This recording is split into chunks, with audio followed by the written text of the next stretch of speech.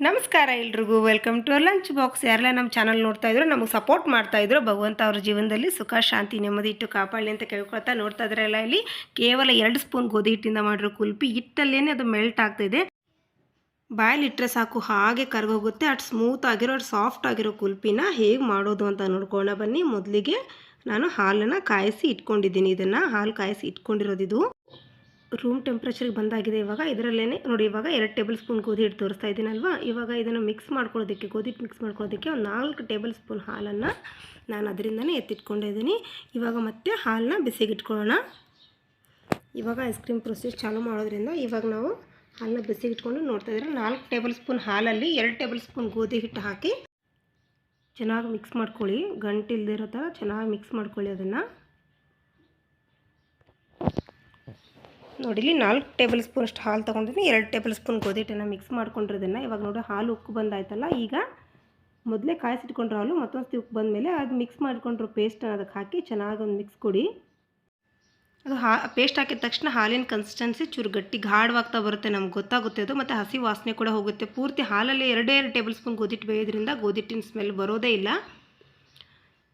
ಈ ಮಾರ್ಕೆಟಲ್ಲೆಲ್ಲ ಸಿಗೋ ದುಬಾರಿ ಕುಲ್ಫಿಗಳಲ್ಲಿ ಏನು ಹಾಕಿರ್ತಾರೋ ಅಂತ ಭಯ ಪಟ್ಕೊಂಡು ತಿನ್ನೋ ಬದಲು ಮನೆಯಲ್ಲಿ ಈ ಥರ ಮಾಡ್ಕೋಬೋದು. ನೋಡಿ, ಇವಾಗ ಚೆನ್ನಾಗಿ ಬೆಂದಿದೆ ಇದು. ಈ ಸಮಯದಲ್ಲಿ ನೋಡಿ, ನಾನು ಒಂದು 8 ರಿಂದ 10 ದಳ ಕೇಸರಿ ತೊಗೊಂಡಿದ್ದೀನಿ. ಕೇಸರಿಗೆ ಒಂದು 2 ಟೇಬಲ್ ಸ್ಪೂನ್ ಹಾಲು ಹಾಕಿ ಇದನ್ನು ನೆನೆಯೋದಕ್ಕೆ ಇಟ್ಕೋತೀನಿ.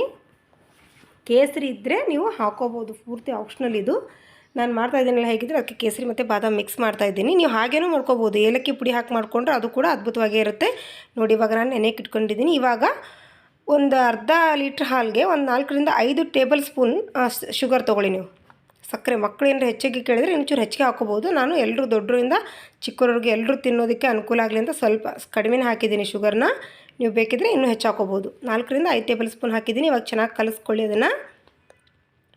ಸಕ್ಕರೆ ಸಂಪೂರ್ಣವಾಗಿ ಅದರಲ್ಲಿ ಮೆಲ್ಟ್ ಆಗಲಿ. ನೋಡ್ತಿದ್ದೀರಲ್ಲ, ಕನ್ಸಿಸ್ಟೆನ್ಸಿ ಚೇಂಜ್ ಆಗ್ತಾ ಬರ್ತಿದೆ. ಇವಾಗ ನೋಡಿ ಗಾಢವಾಯ್ತು. ಆವಾಗಿನಕ್ಕಿಂತ ಇವಾಗ ಮತ್ತೆ ಗಾಢವಾಗ್ತಾ ಬರ್ತಿದೆ ಅದು. ಮತ್ತು ಗೊತ್ತು ಸಹ ಆಗೋದಿಲ್ಲ. ಹಾಲಲ್ಲಿ ಪೂರ್ತಿ ಹಾಲಲ್ಲಿ ಅದು ಗೋಧಿ ಹಿಟ್ಟು ಬೇಯೋದ್ರಿಂದ ಅದು ಗೋಧಿ ಹಿಟ್ಟಿನ ಹಸಿ ವಾಸನೆಯೂ ಇರೋದಿಲ್ಲ, ಹೋಗ್ಬಿಡುತ್ತೆ ಅದು ಕ್ರಮೇಣ ಹಸಿ. ನೀವಾಗ ನೋಡಿ, ನಿಮ್ಗೆ ಬೇಕಿದ್ದರೆ ಇದೇ ಸಮಯದಲ್ಲಿ ನೀವು ಗೋಡಂಬಿನ ಬಾದಾಮಿನ ಹಾಕೋಬೋದು. ನಾನು ಮಿಕ್ಸಿ ಮಾಡೋ ಕೊನೆಯಲ್ಲಿ ಹಾಕೋತೀನಿ. ಇವಾಗ ನೋಡಿ, ಇದಕ್ಕೆ ಏಲಕ್ಕಿ ಪುಡಿನ ಹಾಕ್ತಾಯಿದ್ದೀನಿ ನಾನು. ಬಾದಾಮಿನ ಹಾಕೊಳ್ಳೋದು ನಿಮ್ಮ ಆಪ್ಷನಲ್. ಇವಾಗ ನೋಡಿ, ಕೇಸರಿನ ನೀಟಿದ್ನಲ್ಲ ಅದನ್ನು ಕೂಡ ಹಾಕ್ತಾಯಿದ್ದೀನಿ ನಾನು. ಇದೇ ಸಮಯದಲ್ಲಿ ನೀವು ಬಾದಾಮಿ ಪೀಸ್ಗಳನ್ನು ಬೇಕಾದ್ರೆ ಹಾಕೋಬೋದು. ನಾನು ಹಾಕ್ತಿಲ್ಲ, ಇಲ್ಲಿ ಬರೀ ನಿಮ್ಗೆ ತೋರಿಸಿದ್ದೀನಿ. ಏಲಕ್ಕಿ ಪುಡಿ ಮತ್ತು ಕೇಸರಿನ ಹಾಕ್ಕೊಂಡು, ಏಲಕ್ಕಿ ಪುಡಿ ಮಾತ್ರ ಮಸ್ಟ್ ಆ್ಯಂಡ್ ಶುಡ್ ಹಾಕ್ಕೊಳ್ಳಿ. ಕೇಸರಿ ಬೇಕಾದರೆ ಸ್ಕಿಪ್ ಮಾಡ್ಕೊಳ್ಳಿ, ಪರವಾಗಿಲ್ಲ. ಇಲ್ದಿದ್ರೆ ಇವಾಗ ಒಂದು ಚೆನ್ನಾಗಿ ಒಂದು ಮಿಕ್ಸ್ ಕೊಡಿ. ಮಿಕ್ಸ್ ಕೊಟ್ಟು ಇದು ಕೊನೆಯಲ್ಲಿ ಹಾಕಬೇಕಿದೆಲ್ಲ ಪೂರ್ತಿ ಬೆಂದ ಮೇಲೆ, ಅದು ಹಾಲಿಂದು ಗೋಧಿ ಹಿಟ್ಟಿಂದ ಏನು ಮಿಶ್ರಣ ಇರುತ್ತಲ್ಲ ಪೂರ್ತಿ ಕುದ್ಮೇಲೆ, ಸರಿಯಾಗಿ ಕುದ್ಮೇಲೆ ಕೊನೆಗೆ ಏಲಕ್ಕಿ ಮತ್ತು ಕೇಸರಿನ ಹಾಕಿ ಹಾಲು ತಣಿಯೋದಕ್ಕೆ ಬಿಡಿ. ತಣದ ಮೇಲೆ ಅದನ್ನು ಫ್ರಿಜ್ಜಲ್ಲಿ ಇಟ್ಕೊಳ್ಳಿ. ಒಂದು 2-3 ಗಂಟೆ ಫ್ರಿಜ್ಜಲ್ಲಿ ಇಟ್ಟರೆ ನೋಡಿ ಈ ಥರ ಗಟ್ಟಿಯಾಗಿ ಐಸ್ ಕ್ರೀಮ್ ಇವಾಗೇ ನೋಡ್ತಿರ್ಬೋದು ನೀವು ಎಷ್ಟು ಸ್ಮೂತಾಗಿದೀಗ ನೋಡಿ, ಎಷ್ಟು ಚೆನ್ನಾಗಿ ಬರ್ತಿದೆ ನೋಡಿ. ಇವಾಗಲೇ ಅದು ಇಟ್ಕೊಳ್ಳಿ, ಒಂದು 2-3 ಗಂಟೆ ಇಟ್ಕೊಳ್ಳಿ. ಅದು ಗಟ್ಟಿ ಆದ ತಕ್ಷಣ ಅದನ್ನು ತೆಗೆದು ಮತ್ತೆ ಮಿಕ್ಸಿ ಜಾರ್ಗೆ ಹಾಕ್ಕೊಂಡು ಅದನ್ನು ಸರಿಯಾಗಿ ಬ್ಲೆಂಡ್ ಮಾಡ್ಕೊಳ್ಳಿ.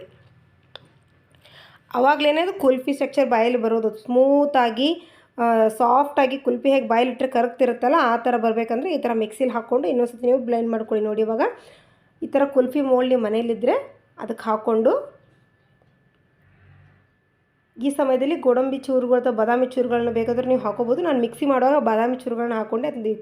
ಅದು ಕ್ಲಿಪ್ ಮಿಕ್ಸ್ ಆಗಿದೆ ಅದು. ಇವಾಗ ನೋಡಿ ಈ ಥರ ಮೇಲ್ಗಡೆ ಕ್ಲೋಸ್ ಮಾಡಿ. ನಮ್ಮ ಮನೇಲಿ ಕುಲ್ಫಿ ಮೋಲ್ಡ್ ಇಲ್ಲ, ಏನು ಮಾಡೋದು ಅಂದರೆ ಈ ಥರ ಗ್ಲಾಸ್ಗಳಲ್ಲೂ ಕೂಡ ಹಾಕೋಬೋದು. ಟೀ ಕುಡಿಯೋ ಗ್ಲಾಸು, ಚಿಕ್ಕ ಚಿಕ್ಕ ಕಪ್ ಇರುತ್ತಲ್ಲ. ಈ ಸಮ್ಮರಲ್ಲಿ ಮಕ್ಕಳಿಗೆ ಹೊರಗಿಂದ ಐಸ್ ಕ್ರೀಮ್ ಆಯಿತು, ಹೊರಗಿಂದ ಏನಾದರೂ ಸ್ವೀಟ್ ತಂದು ಕೊಡೋ ಬದಲು ಮನೇಲಿ ಈ ಥರ ಮಾಡಿಕೊಟ್ರೆ ಮತ್ತು ಇದು ತುಂಬ ನಮ್ಗೆ ಅಫೋರ್ಡಬಲ್. ಇದು ಬರೀ 2 ಸ್ಪೂನ್ ಗೋಧಿ ಹಿಟ್ಟು, ಅರ್ಧ ಲೀಟ್ರ್ ಹಾಲಲ್ಲಿ ನಮಗೆ ಒಂದು 500-600 ರೂಪಾಯಿ ಐಸ್ ಕ್ರೀಮ್ ಎಷ್ಟಾಗುತ್ತೋ, ತಂದರೆ ಎಷ್ಟಾಗುತ್ತೋ ಅಷ್ಟದನ್ನು ಮನೆಗೆ ಮಾಡ್ಕೋಬೋದು ನಾವು.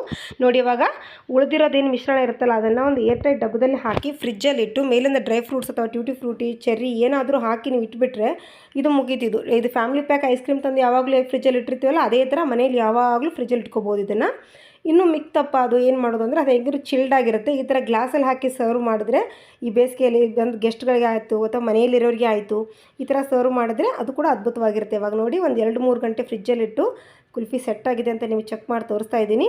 ಒಂಚೂರು ಒಂದು 2 ನಿಮಿಷ ಇಟ್ಟು ಈ ಥರ ನೀರಲ್ಲಿ ಆಡಿಸಿ ತೆಗೆದ್ರೆ ನೋಡಿ ಕುಲ್ಫಿ ಸೆಟ್ ಆಗಿದೆ ಆಲ್ರೆಡಿ. ನೋಡ್ತಾ ಇದ್ದೀರಲ್ಲ, ಒಂದೇ ಒಂದು ನಿಮಿಷ ನೀರಿಗೆ ಆಡಿಸೋದಕ್ಕೆ ಮೇಲಿನ ಲೇಯರ್ ಎಲ್ಲ ಅದು ಮೆಲ್ಟ್ ಆಗಿದೆ ಆಲ್ರೆಡಿ. ಅಷ್ಟು ಸ್ಮೂತಾಗಿ ಅಷ್ಟು ನೈಸಾಗಿ ಬಂದಿರುತ್ತೆ. ಇದು ಬಾಯಿಲಿಟ್ಟರೆ ಹಾಗೆ ಕರಗುತ್ತೆ. ಇವಾಗ ಇದಕ್ಕೆ ನೀವು ಬೇಕೆಂದರೆ ಮೇಲಿಂದ ಟ್ಯೂಟಿ ಫ್ರೂಟಿ ಹಾಕಿ ಅಥವಾ ಗೋಡಂಬಿ ಬಾದಾಮಿ ಈ ಥರ ಹಾಕಿ ಮಕ್ಕಳಿಗೆ ಡೆಕೋರೇಟಿವ್ ಆಗಿ ಕೊಟ್ಟರೆ ಮಕ್ಕಳು ತುಂಬಾನೇ ಇಷ್ಟಪಡ್ತಾರೆ. ಹೊರಗಿಂದ ಐಸ್ ಕ್ರೀಮ್ ಇಷ್ಟನೇ ಪಡೋದಿಲ್ಲ. ಇದನ್ನ ಒಂದ್ಸತಿ ನೀವು ತಿಂದಮೇಲೆ ಹೊರಗಿನ ಐಸ್ ಕ್ರೀಮ್ ನಿಮ್ಗೆ ರುಚಿಸೋದೇ ಇಲ್ಲ.